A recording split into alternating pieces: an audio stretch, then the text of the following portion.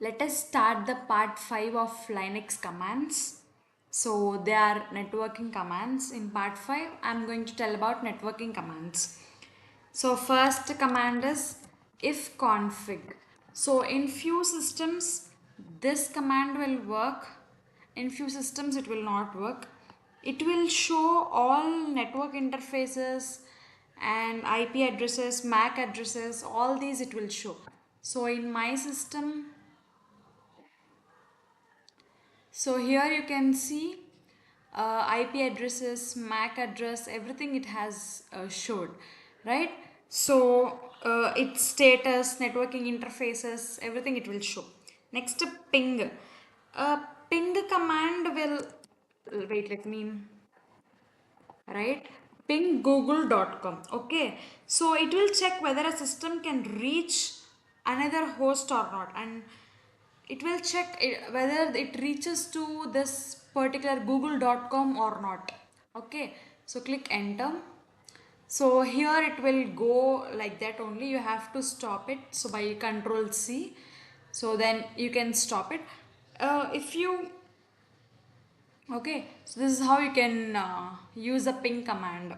So it will just check whether your system is reaching to the another host or not. So ping google.com.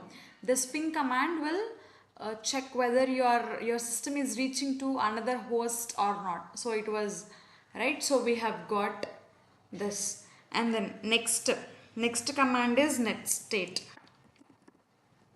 So this command will display all the active networking connections, listening ports, routing tables, everything it will display. So here you can see all these it has been displayed. Next one, NS lookup. So it will perform the DNS lookup to get IP addresses information from any domain. You can choose google.com, facebook.com, whatever. From that particular domain, it will get all the IP addresses. Right? Let us choose only google.com. So NS lookup google.com.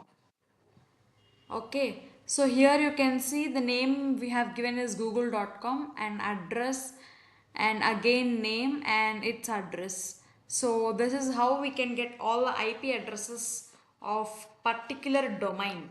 Okay, and then next command is SSH.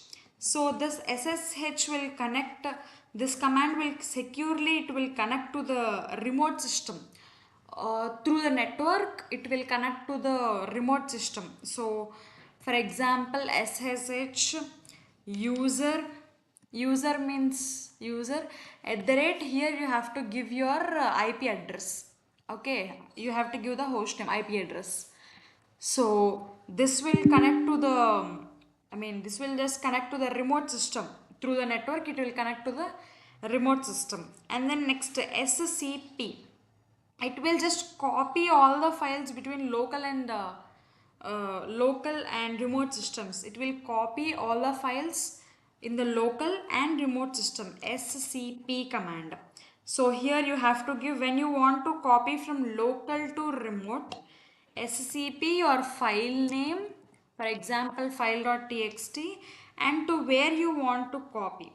Okay, so this is how you can perform the, you can use the SCP command.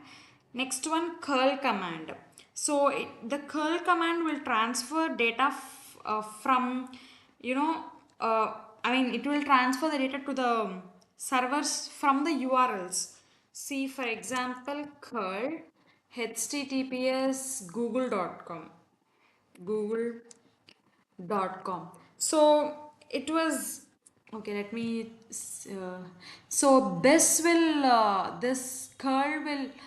Well, in the output you will get a random HTML code. It's not a perfect HTML code. You'll get some error page. Here we have got error page, but it will not show that it was an error. See how we can know. So curl, to download the file you have to use, i mean see, when I click enter, sorry, google.com slash you have to give the file.zip.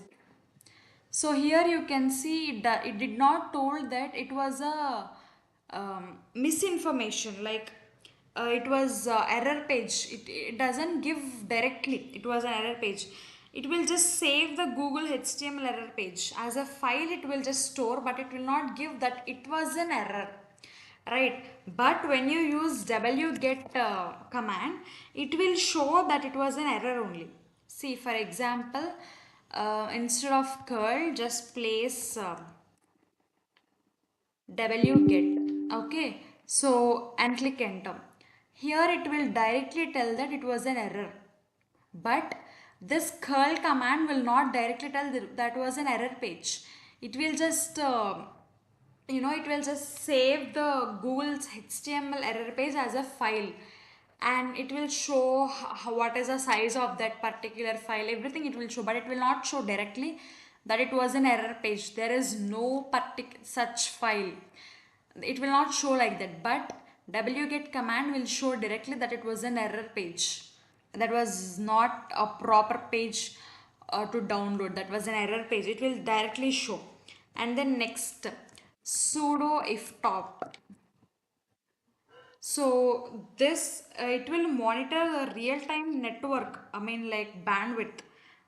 You per connection, how much you are using. All that it will say. Here you can see to quit from it, you have to click Q.